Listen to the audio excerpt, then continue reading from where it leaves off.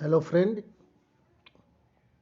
Are के सिंह का fourth semester के सारे बच्चों को सादर नमस्कार। मैं fourth semester civil fourth semester, electrical fourth semester और सीएस फोर्थ सेमेस्टर के बच्चों के लिए एक सब्जेक्ट लेके आया हूँ। एनर्जी कंजर्वेशन, ऊर्जा संरक्षण, जो कि ये subject electrical fourth semester, civil fourth semester और सीएस फोर्थ सेमेस्टर के बच्चों के लिए है। तो चलिए इसके बारे में हम देखते हैं। इसका जो पहला चैप्टर है, ऊर्जा के मूल तत्व क्या है, बेसिक्स ऑफ एनर्जी। सबसे पहले हमें जान लें कि ऊर्जा होती क्या है, ऊर्जा कहते किसे हैं।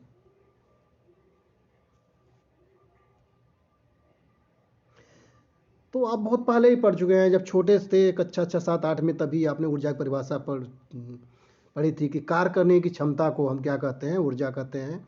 ऊर्जा के बिना कोई भी न तो कार्य हो सकता है, ना ऊर्जा के बिना पृथ्वी संभव है, ना ही पृथ्वी पर कोई जीवन संभव है, और ना ही ब्रह्मांड का अस्तित्व होगा। तो ये तो ऊर्जा के बारे में हो गई। ऊर्जा को कितने भागों में बांटा गया है उसके बारे में देख लिया जाए। क्लासिफिकेशन ऑफ एनर्जी, क्योंकि ऊर्जाएं कई प्रकार की होती हैं। तो पहला हम देख ले रहे हैं प्राथमिक ऊर्जा तथा द्वितीयक ऊर्जा। अब सवाल पैदा होता है कि प्राथमिक ऊर्जा क्या है और द्वितीयक ऊर्जा क्या है। तो प्राथमिक ऊर्जा वह स्रोत है जो कि प्रकृति में पाया जाता है या इकट्ठा रहता है, जैसे लकड़ी, कोयला, तेल, प्राकृतिक गैस तथा अन्य प्राथमिक ऊर्जा स्रोतों में उपलब्ध परमाणु ऊर्जा जिसे रेडियोधर्मी पदार्थ हैं, ये सब हमारे प्राथमिक ऊर्जा स्रोत में के अंतर्गत आते हैं। और प्राथमिक ऊर्जा स्रोत को ही उद्योग धंधों में द्वितीयक ऊर्जा स्रोत में कन्वर्ट किया जाता है, जैसे कोयला, तेल तथा गैसों को भाप तथा विद्युत में परिवर्तित किया जाता है। तो इस तरह से जो प्रकृति में शुरू से विद्यमान है वो प्राथमिक ऊर्जा के स्रोत हैं, और जिनके द्वारा उद्योग धंधों में ऊर्जा बनाई जाती है वो द्वितीयक ऊर्जा स्रोत होती है। तो इस तरह से है प्राथमिक ऊर्जा स्रोत और द्वितीयक ऊर्जा स्रोत। अगला है हमारा कॉमर्शियल एनर्जी, वाणिज्यिक ऊर्जा। वे ऊर्जा स्रोत जो बाजार में निश्चित कीमत पर उपलब्ध रहते हैं उन्हें वाणिज्यिक ऊर्जा कहते हैं। मतलब जो बाजार में बिकते हैं उन्हें हम क्या कहते हैं, वाणिज्यिक ऊर्जा कहते हैं। जैसे बिजली का हम रेट देते हैं, कोयला हुआ, शुद्ध पेट्रोलियम से बना उत्पाद हुआ, तो ये सब वाणिज्यिक ऊर्जा के अंतर्गत आते हैं। वाणिज्यिक ऊर्जा आधुनिक दुनिया में औद्योगिक, कृषि, परिवहन और वाणिज्यिक विकास का आधार बनते हैं। तो वाणिज्यिक ऊर्जा के अंतर्गत क्या हो गए, जो बाजार में निश्चित मूल्य पर बिकते हैं, जैसे बिजली हो गया, कोयला हो गया, शुद्ध पेट्रोलियम से बना उत्पाद हो गया, ये वाणिज्यिक ऊर्जा के अंतर्गत आते हैं। एक है अवाणिज्यिक ऊर्जा, मतलब नॉन केमिकल एनर्जी। वह ऊर्जा स्रोत जो मूल्य के लिए बाजार में उपलब्ध नहीं है, जो बिकाऊ नहीं है, उन्हें अवाणिज्यिक ऊर्जा स्रोत कहते हैं। जैसे जलाने वाली लकड़ी जो पेड़ों पौधों से मिल जाती है आसानी से, गोबर, कृषि से प्राप्त ईंधन, ये सब वाणिज्यिक ऊर्जा हैं, अवाणिज्यिक ऊर्जा हैं जो पारंपरिक रूप से इकट्ठा किए जाते हैं।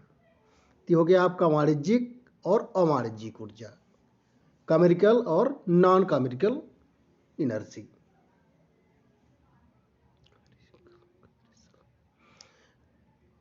नवीकरणीय ऊर्जा,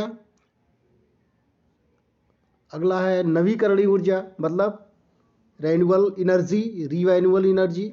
यह वह ऊर्जा है जो अक्षय ऊर्जा स्रोतों से प्राप्त होती है, जिसे समाप्त नहीं किया जा सकता, जैसे पवन ऊर्जा, सोलर ऊर्जा, भूतापी ऊर्जा, ज्वारीय ऊर्जा तथा जल विद्युत पावन ऊर्जा आदि। इससे किसी भी प्रकार का प्रदूषण नहीं होता।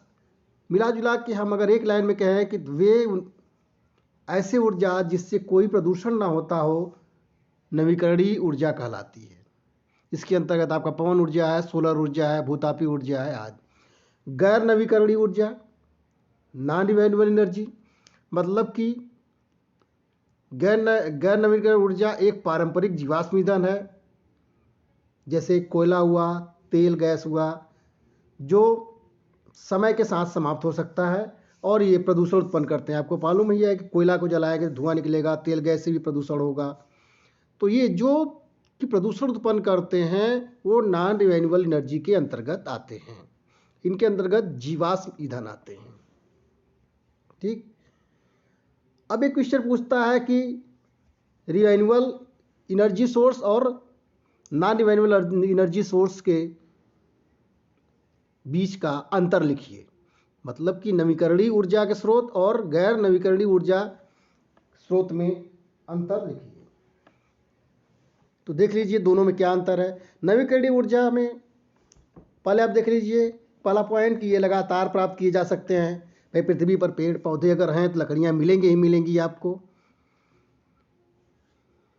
अरे सॉरी, और नवीकरणीय ऊर्जा के स्रोत की बात बोल रहे हैं तो इसमें सोलर ऊर्जा है, ठीक, भूतापी ऊर्जा है, पवन ऊर्जा है, आपको मिलेंगी ही मिलेंगी, ये लगातार प्राप्त किए जाएंगे। और गैर नवीकरणीय ऊर्जा के स्रोत ये लगातार प्राप्त नहीं किए जा सकते, जैसे कोयला हुआ, पेट्रोलियम हुआ, आज है, धीरे धीरे ये समाप्त हो जाएंगे। दूसरा पॉइंट है, इन्हें अपरंपरागत ऊर्जा के स्रोत भी कहते हैं।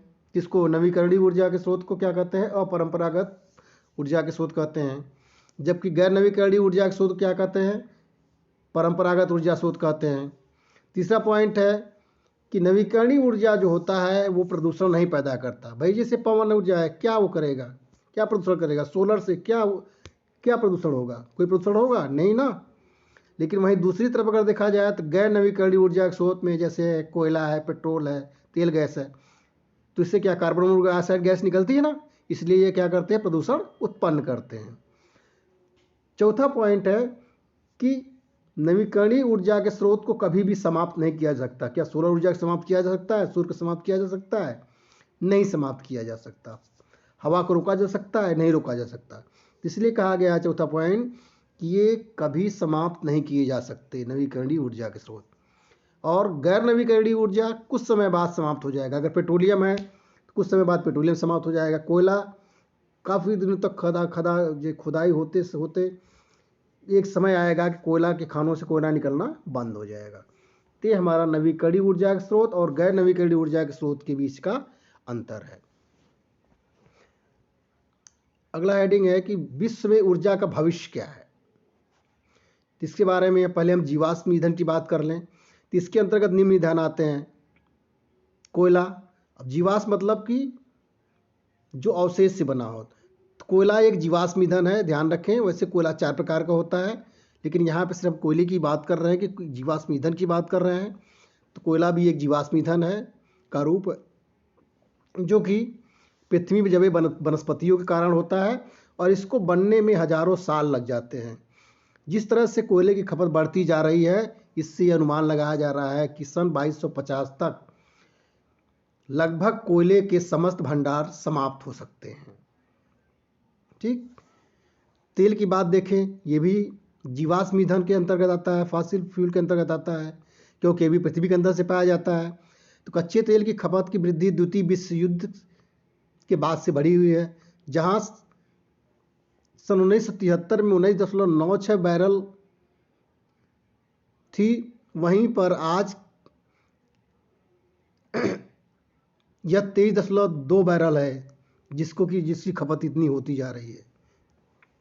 इससे पता लग रहा है कि कुछ समय के बाद तेल का भंडार भी समाप्त हो जाएगा।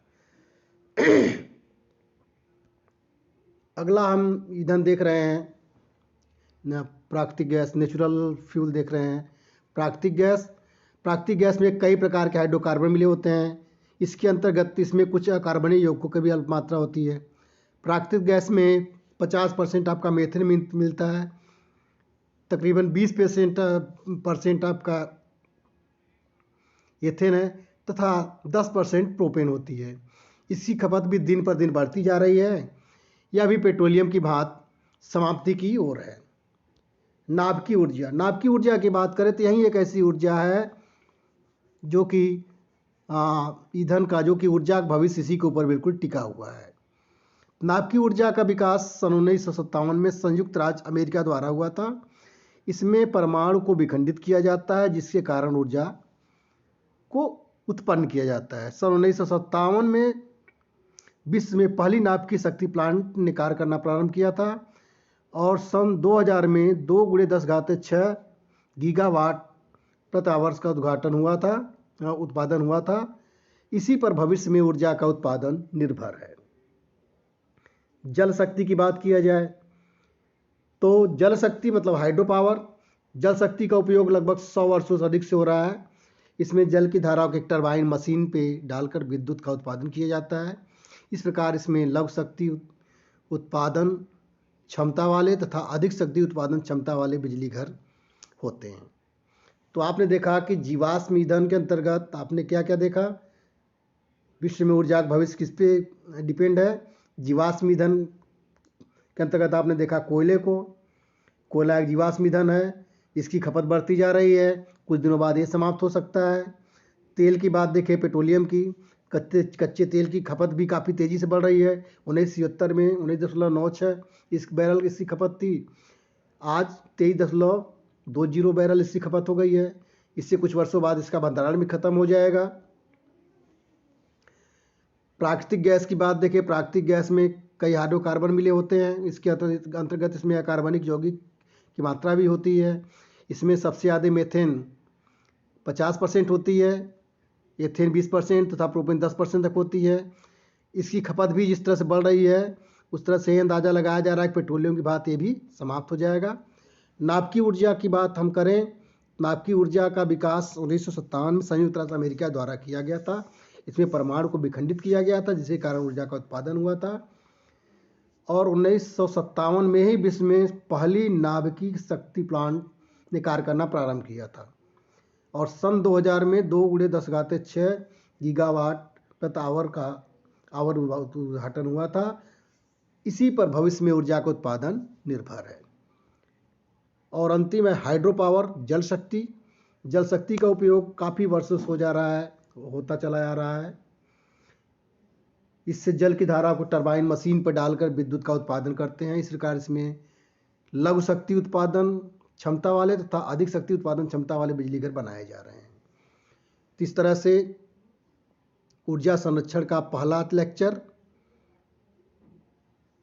आज हम समाप्त करते हैं। इसमें हमने बताया कि ऊर्जा क्या है, ऊर्जा कितने प्रकार की होती है, ऊर्जा क्या है, ऊर्जा कितने भागों में बांटा गया है, कितने प्रकार की होती है, नवीकरणीय ऊर्जा स्रोत तथा गैर नवीकरणीय ऊर्जा स्रोत में अंतर क्या है, हमने इसको देखा।